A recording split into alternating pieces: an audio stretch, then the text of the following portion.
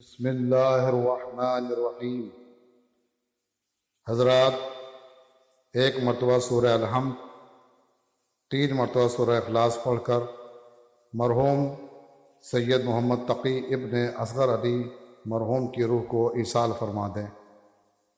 مبارک رمضان میں پڑھی جانے والی دعا، اور وہ دعا یہ ہے کہ ہم اللہ کی بارگاہ میں ائمہ معصومین کی تعلیمات کے مطابق اس طرح دعا کرتے ہیں کہ اللہم ارزقنی فیہ رحمت الایتام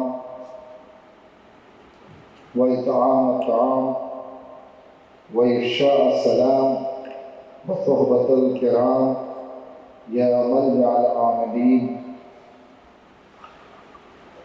یہ دعا بقیہ دعاؤں سے جو ابھی تک ہم نے پڑھی اور تشریح کی ہے قدر مختلف۔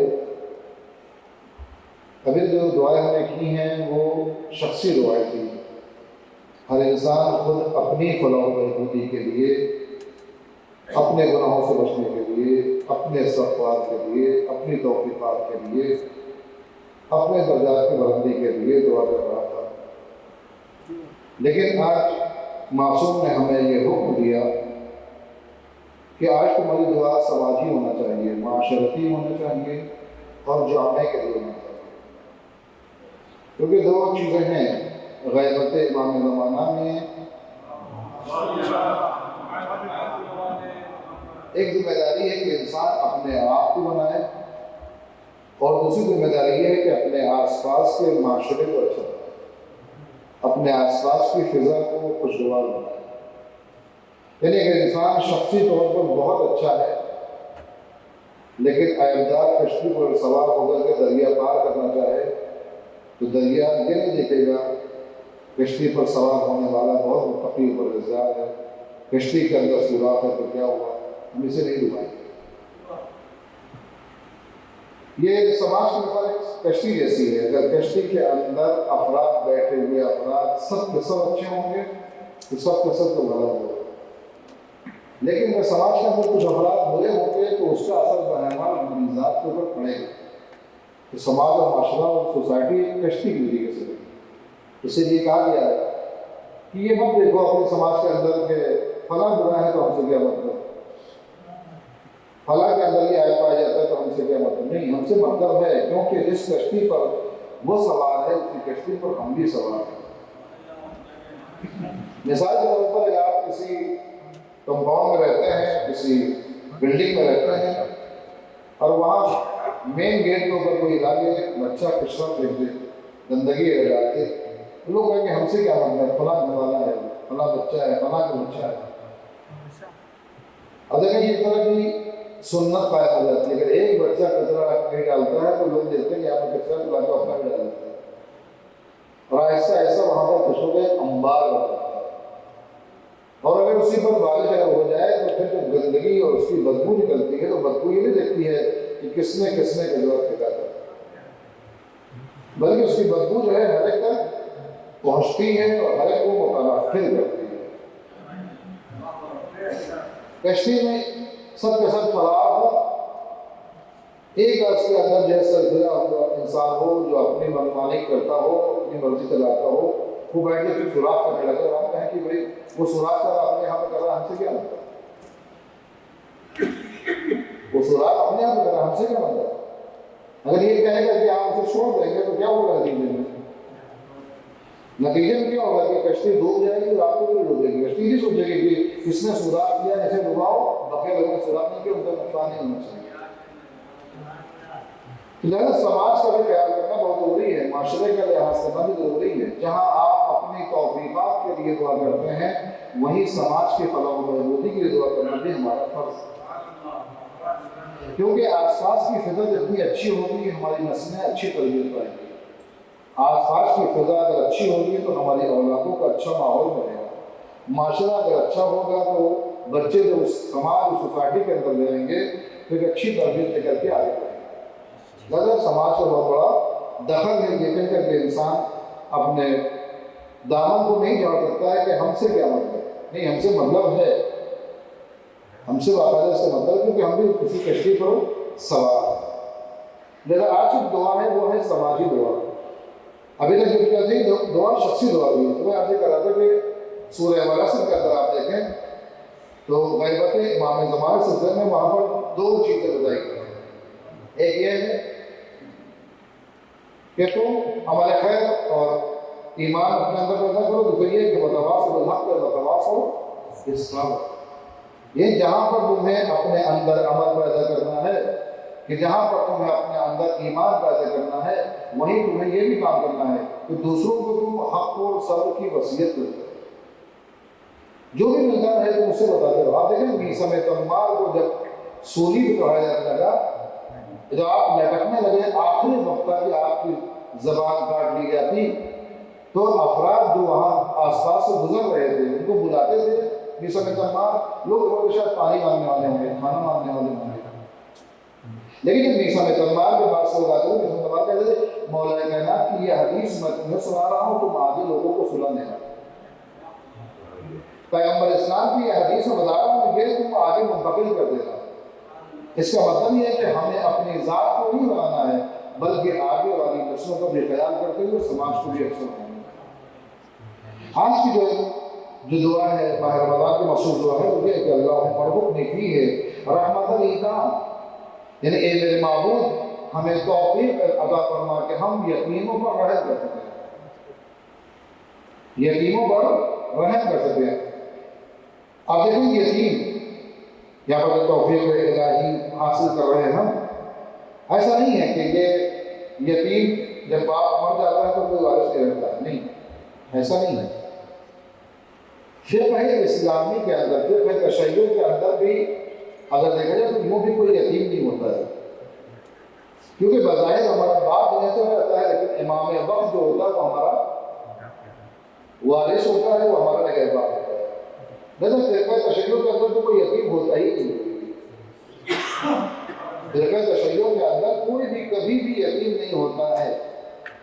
اس کے علاوہ جو روایت کے اندر ہے کہ اللہ فرماتا ہے کہ جب کوئی شخص یتیم ہوتا ہے، اس کا باپ دنیا سے چلا جاتا ہے، اس کے سر پر دست شفقت پھیرنے والا کوئی نہیں رہتا، بظاہر اس کا کفالت کرنے والا کوئی نہیں رہتا، اسی دن میں فرشتوں کے ذریعے سے یہ اعلان کر دیتا ہوں کہ آج سے اس کی کفالت کی ذمہ داری میرے اوپر۔ آپ توجہ کریں آپ، یعنی یتیم کا جب باپ مر جاتا ہے، وہ یتیم بچہ ہو جاتا ہے، تو اللہ اپنے فرشتوں کے درمیان یہ اعلان کر دیتا ہے کہ ابھی تک اس کے باپ کے اوپر اس کی کفالت تھی، اب آج سے میرے اوپر کفالت ہے۔ لیکن پھر بعد میں یہ زور کیوں دیا ہے کہ تم یتیم پر رحم کرو؟ اگر مسئلہ یہ نہیں کہ یتیم مستحق ہے رحم کے، اس لیے رحم کرو، نہیں، بلکہ تم اس عمل خیر کے ذریعے سے قرب الہی حاصل کر سکتے ہو۔ وہ یہ کام جو ہے اللہ کا ہے، اللہ اس کام کو بخوبی انجام دے گا، تم ذریعہ بن جاؤ اس اللہ کے کام کے آگے بڑھانے کا، تم اس کام کے آگے بڑھانے کا ذریعہ بن جائے۔ تم کفالت نہیں کر سکتے ہو، تم سرپرستی نہیں کر سکتے ہو، تم ایک دوسرے کو کھلا نہیں سکتے ہو، لیکن اگر تم یتیم پر رحم کرو گے تو گویا تم اللہ کے کام کے اندر حصہ بڑھا رہے ہو، اللہ کے کام کے اندر تم حصہ بڑھا رہے ہو۔ اللہ چاہتا ہے کہ ہر وہ نیک کام کہ جو میں نے اپنے اوپر فرض قرار دیا ہے، ہمارے بندے اس کے اندر شامل ہو جائیں۔ آپ دیکھیں محبت اہل بیت کے سلسلے میں آپ دیکھیں کہ اللہ نے کہا کہ ہم بھی درود بھیجتے ہیں، ملائکہ بھی درود بھیجتے ہیں، اور یہ اہل ایمان تم بھی درود بھیجتے ہیں۔ کیوں؟ یہ عمل خیر اتنا عظیم عمل ہے کہ اللہ چاہتا ہے کہ خود بھی انجام دے، ملائکہ بھی انجام دے، اور اہل ایمان بھی انجام دے، مجھ سے معلوم نہ رہے۔ ایسی یتیم کا معاملہ بھی ہے، اللہ کہتا ہے میں اس کی کفالت کروں گا، میں اس کی ذمہ داری سنبھالوں گا، لیکن تم اگر دست شفقت پر پھیر دو گے تو تمہاری عادت بن جائے گی۔ ایسا نہیں کہ اس کی زندگی گزر جائے گی۔ کچھ لوگ سمجھتے ہیں کہ اگر ہم کسی یتیم کو کھانا نہیں کھلائیں گے تو مر جائے گا، نہیں، ایسا نہیں ہو سکتا ہے، کیونکہ رازق پروردگار، اگر ہم کسی یتیم کو کھانا نہیں کھلائیں گے تو مر نہیں جائے گا کبھی، کیونکہ اگر ایسا ہو تو اگلے الہی خلا کہ اللہ نے کہا کہ میں کفالت کروں گا، اور ہم سے کہے کہ تم کھلاؤ تو وہ مر جائے گا، نہیں، ہمارے درجے کو اللہ بلند کرنا چاہتا ہے، کس ذریعے سے ہمارے درجات کو بلند کرنا چاہتا ہے۔ ہماری 2 روٹی کی وجہ سے زندگی نہیں گزرے گی، لیکن ہاں ہماری 2 روٹی کی وجہ سے ہمارا درجہ ضرور بڑھ جائے گا، اللہ کے نزدیک ہمارا درجہ ضرور بڑھ جائے گا۔ آپ یہ نہ دیکھیں کہ ہمارے اس عمل کے ذریعے سے اس کا کیا ہو رہا ہے، آپ یہ دیکھیں کہ اس کے ہمارے اس عمل کے ذریعے سے وہاں پر ہمارا کیا ہو رہا ہے۔ اسی لیے ہمارے ایک استاد نے بہت اچھی بات کہی تھی کہ جب تم کوئی بھی عمل خیر انجام دو تو یہ سامنے مت دیکھو، نیچے مت دیکھو، اوپر دیکھو۔ ہمارے کیا ہوتا ہے کہ ہم اگر کسی کو عطا کرتے تو اتنا اس کو غور سے دیکھتے رہتے ہیں، اب شکریہ ادا کرے، اب شکریہ ادا کرے، اب تھینک یو کہے، اب وہ ہمیں یاد کرے، اب ہمیں سلام کرے گا۔ نہیں، آپ یہاں دے رہے ہیں، نگاہ ادھر کرے، اوپر نگاہ کیا کر رہا ہے آپ کے ساتھ۔ تو اگر یہاں دو گے وہاں نگاہ کرو گے تو وہاں درجہ بلند ہو جائے گا، اور یہاں دے کر کے یہیں پر نگاہ کرو گے تو پھر وہ بیچارہ کیا دے پائے گا؟ جس نے تم سے خود 2 روٹی لی ہو تمہیں کیا دے گا؟ جو تمہارے جوڑے کپڑا خود محتاج ہو وہ تمہیں کیا دینے والا ہے؟ لہذا تم یہاں دے کر کے نگاہ وہاں پر کرو تاکہ تمہارے درجات میں اضافہ ہو، تمہیں بلندی مل سکے۔ تو یہ یتیم پر رحم کرنے کے سلسلے میں حتیٰ یہ تو روایت ہے، اب دیکھیں تشریف دلائی گئی ہے۔ میں نے بتایا کہ کبھی یہ کبھی نہیں سنا کہ ہم یتیم کو پال رہے ورنہ یہ مر جاتا، نہیں، کبھی نہیں مرتا وہ۔ ہاں لیکن ہم اس یتیم کے نوازش کرنے کے بعد، یتیم پر رحم کرنے کے بعد جو ہے اپنے درجات کو ہم بلند کر لیتے ہیں، اللہ کے نزدیک ہم اپنے قرب میں اضافہ کر لیتے ہیں۔ مولا کائنات کی حدیث ہے، فرماتے ہیں کہ جب کوئی بندہ یعنی اللہ کا بندہ جب کسی یتیم کے سر پر ہاتھ رکھتا ہے دست شفقت پھیرنے کے لیے، تو چھوٹے ماں فرماتے ہیں کہ مولانا نے فرمایا ہے کہ جب کوئی بندہ کسی یتیم کے سر پر دست شفقت پھیرنے کے لیے ہاتھ رکھتا ہے تو جتنا بھی اس کا بال سر کا اس کے ہاتھوں کے درمیان میں آتا ہے، اس ہر بال کے عوض میں اللہ ایک نیکی عطا کرتا ہے۔ اب یہاں پر لوگ سمجھتے ہیں کہ جو ہے وہ جتنا بال زیادہ ہوگا اتنا ہی فائدہ، نہیں، مسئلہ ہی نہیں، یہ مطلب آپ جس کے اوپر سر پر ہاتھ پھیر اس کو بال ہی نہ ہوا، کیا مطلب پھر اللہ نہیں دے گا؟ وہ بال تو آئے نہیں، ہم دیں گے نہیں، ہمیں تو کہا کہ جتنا بال آ جائے گا، نہیں، اللہ نے یہاں پر کثرت کا تصور دلایا ہے، زیادہ کا تصور دلایا ہے۔ اللہ نے کہا کہ تم تصور نہیں کر پاؤ گے، تم گن نہیں پاؤ گے، میں تمہیں بتانا چاہتا ہوں کہ تم اپنے ہاتھ میں آنے والے بال کو گن نہیں سکتے ہو، یعنی میں تمہیں بے انتہا عطا کروں گا۔ مطلب صحیح ہے۔ جب بہت لوگ سوچتے کہ جو ہے اتنا بال ہمارے ہاتھ میں آیا، اتنا بال اس کے ہاتھ میں آیا، زیادہ بڑا ہاتھ ہوتا کر دیا ہوتا تو زیادہ اور حاصل ہوتا، یا جس کو یتیم کو دیکھا کہ سفر میں بال ہی نہیں، ہاتھ ہی نہیں پھیر رہے ہیں وہاں پر،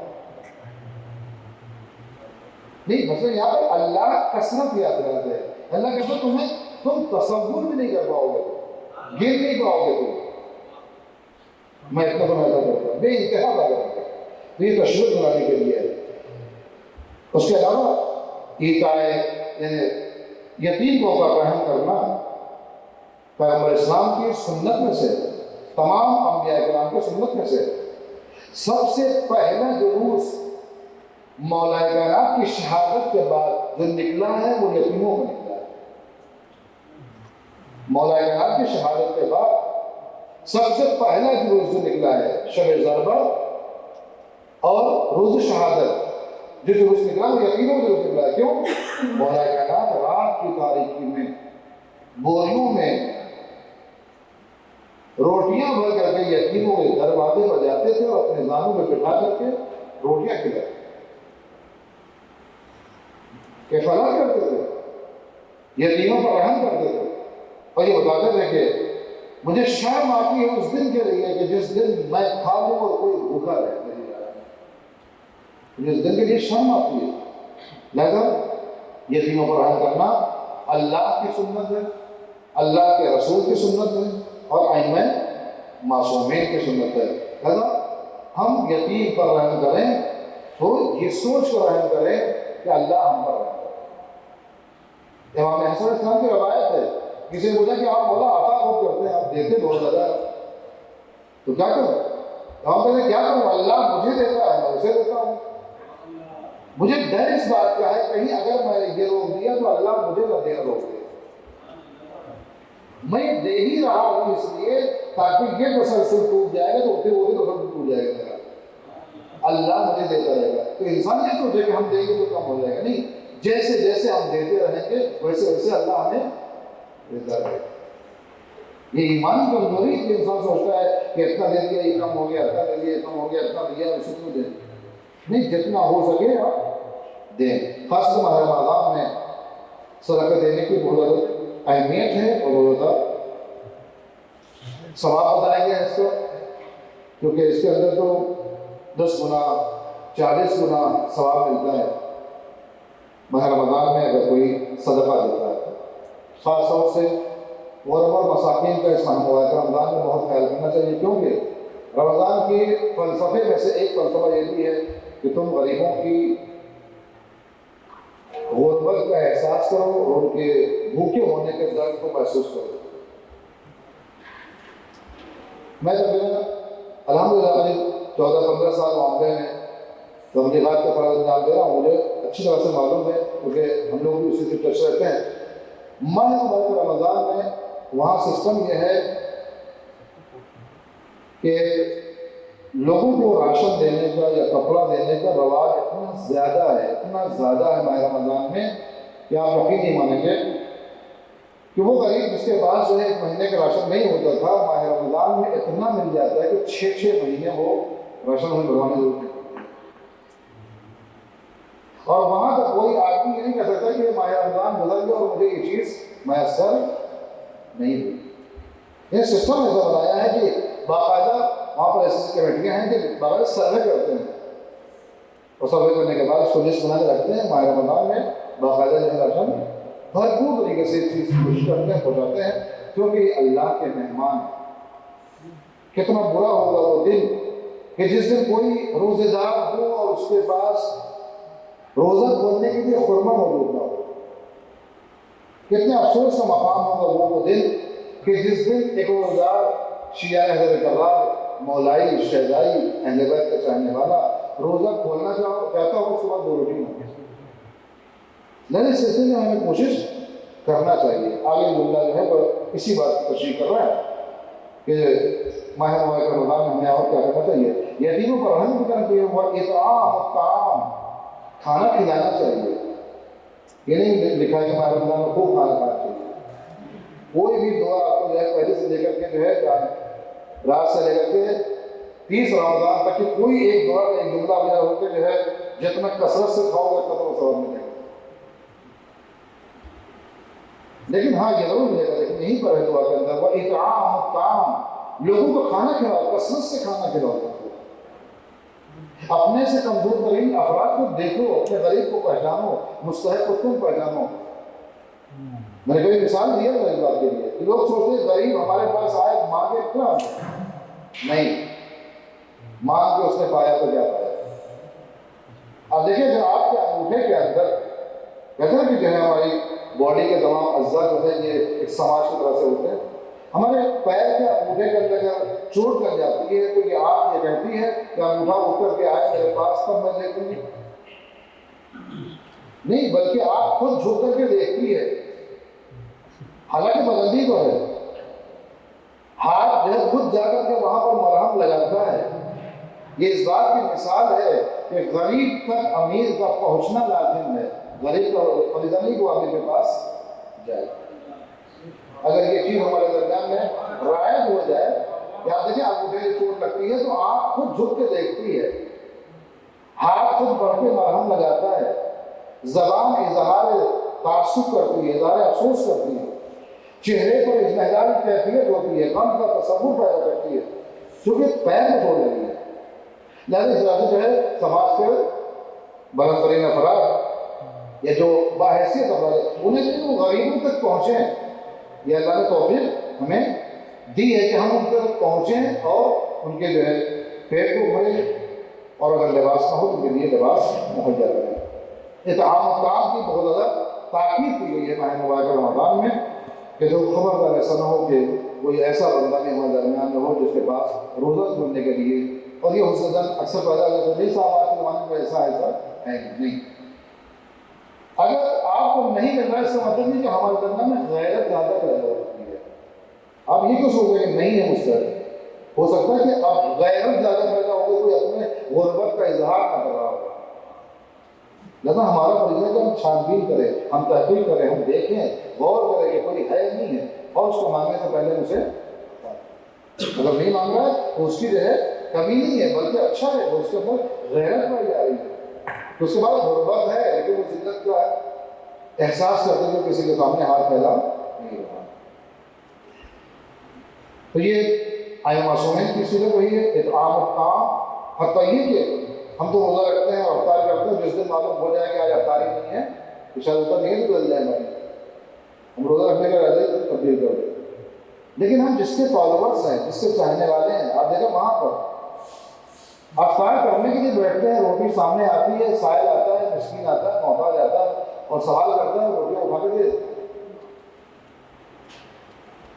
یہ سیرتیں ہوتی ہیں عمل کرنے کے لیے، یہ واقعات اپنی زندگی کے اندر اتارنے کے لیے ہوتے ہیں، سننے کے لیے نہیں ہوتے ہیں. تو اطعام جو ہے بہت ہی ضروری ہے. اس کے بعد افشاء السلام، سلام کا رائج کرنا، سلام کا رائج کرنا. ابھی ہمارے یہاں جو ہے ایسے ایسے رواج ختم ہو رہا ہے تقریباً کہ بلند آواز سے کوئی سلام کرے کسی کو. اب اشاروں میں سلام ہوتا ہے، سلوات میں بھی لوگ کوتاہی کرتے ہیں، سلوات میں زور سے پڑھتے ہیں. تو سلام افشا کرنا، سلام کو ظاہر کرنا. کیوں؟ سلام کیا ہے؟ سلام جتنا کثرت سے آپ کریں گے لوگوں کے دل میں، ان کے اندر پائی جانے والی قدورت ختم ہو جائے گی. کھانا کھلانا، رحم کرنا لوگوں پر، اور افشاء السلام، لوگوں کو زیادہ سے کثرت سے سلام کرنا، اس سے جو قدورت جو ہوتی ہے دل کے اندر وہ ختم ہو جاتی ہے. آپ کا دشمن ہے، رخ نہیں ملاتا، چہرہ نہیں ملاتا، آپ بار بار سلام کریں، آپ قدم آگے بڑھائیں، اب دیکھیں اس کے دل کے اندر نرمی پیدا ہو گئی. مانو کہ یہ سلام، سب سے پہلا سلام کس نے کس کو کیا؟ سب سے پہلے دنیا کے اندر یہ خلقت کائنات کے موقع پر سب سے پہلا سلام کس نے کس کو کیا؟ یہ سلام کا حکم کیسے آیا؟ جب جناب آدم کا سجدہ کرنے سے انکار کیا شیطان نے تو اس کو باہر نکال دیا. باقی جو انہوں نے سجدہ کیا وہ اتنے معتبر ہو گئے کہ اللہ نے جناب آدم کو حکم دیا کہ جاؤ ان فرشتوں ان ملائکہ کو جا کے سلام ہے، اور انہیں رحمت کی دعائیں دو. ان نبی ہو انہیں رحمت کی دعائیں دو، انہیں مغفرت کی دعائیں دو. جناب آدم گھر جانے کے بعد ملائکہ اور فرشتوں کو جا کے انہوں نے سلام کیا، السلام علیکم ورحمۃ اللہ وبرکاتہ. یہ سلام ہو آپ پر، رحمت ہو آپ پر، مغفرت ہو آپ پر. اور اللہ کو جناب آدم کی یہ کیفیت اتنی اچھی لگی کہ اللہ نے جب جناب آدم کو بہشت میں بھیجا، فردوس بری میں جب بھیجا تو کہا کہ یہ تحفہ سلام اتنا مجھے اچھا لگا اور اتنا عظیم ہے یہ تحفہ سلام کہ میں تمہاری ذریت میں اس کو ہمیشہ کے لیے رکھ دیتا ہوں. کہ جب جنت کے اندر ایک دوسرے سے ملاقات کرے گا، جنت میں ہر ایک انسان غنی ہوگا، ہر ایک کے پاس محل ہوگا، حوریں ہوں گی، غلمان ہوگا، دریا ہوگا، شہد سے دریا ہوگا، ہر چیز ہوگا، کوئی کسی کو محتاج نہیں ہوگا. ایسے موقع پر کون اس کو کیا دے گا؟ تو کہا کہ ایسے موقع پر اگر کوئی مومن جنت میں کسی مومن کو تحفہ دینا چاہے گا تو ایک مومن دوسرے مومن کو سلام کر کے تحفہ دے گا. یعنی جنت میں سب سے عظیم ترین جو تحفہ ہے وہ تحفہ سلام ہے. لہذا سلام کو کثرت سے بڑھانا چاہیے. اس کے علاوہ چوتھی صفت اس دعا کے اندر جو ہم نے پڑھی وہ یہ ہے وَصُحْبَةُ الْكِرَامِ، اچھے لوگوں کی صحبت اختیار کرو. کہتے یار بد بدتر بود از مار بد، یار بد بدتر بود از مار بد. کہتے برا دوست، خراب دوست، بری خصلت والا دوست زہریلے سانپ سے بھی بدتر ہوتا ہے. کیونکہ زہریلا سانپ ایک مرتبہ ڈستا ہے زندگی ختم ہو جاتی ہے، لیکن برا دوست مسلسل ڈستا رہتا ہے اور ہماری زندگی کو خراب بناتا ہے. زیادہ بروں کی صحبت کبھی اختیار نہیں کرنی. ابھی جانور دیکھیں آپ، کبھی بھی جو ہے کتے کے پاس آپ نے کبوتر کو بیٹھتے ہوئے نہیں دیکھا. آپ نے کبوتر کو کبھی جو ہے ہاتھی کے پاس بیٹھتے ہوئے نہیں دیکھا ہوگا. یعنی ہر جنس اپنے جنس کے ساتھ بیٹھتی ہے. لہذا اگر ہم واقعی اچھے ہیں تو اچھوں کے ساتھ بیٹھیں. کیونکہ حدیث ہے مولا کائنات نے اپنی وصیت میں امام حسن علیہ السلام سے فرمایا ہے کہ تم نیکوکار لوگوں کے پاس بیٹھا کرو، تم شقی لوگوں کے پاس، بدبخت ترین لوگوں کے پاس صحبت اختیار نہ کرنا، ان کے پاس نہ بیٹھنا، کیونکہ جب بروں کے پاس بیٹھو گے تو ان کی برائی تمہارے اندر آہستہ آہستہ سی لیکن آ جائے گی، اور جب متقی پرہیزگار کے پاس بیٹھو گے تو ان کے تقوی کی چھوٹ تمہارے اوپر لگے گی، ان کے ایمان کی چھوٹ تمہارے اوپر آئے گی، لہذا ان کی صحبت اختیار، صحبت الکرام، اچھوں کی صحبت اختیار۔ یہ سماجک دعا کی، معاشرتی دعا کی جو ہم نے آج پڑھی ہے، لہذا اللہ کی بارگاہ میں دعا کرتے ہیں، اللہ بحق محمد و آل محمد ہمیں اس روش کے اوپر چلنے کی توفیق عنایت فرما۔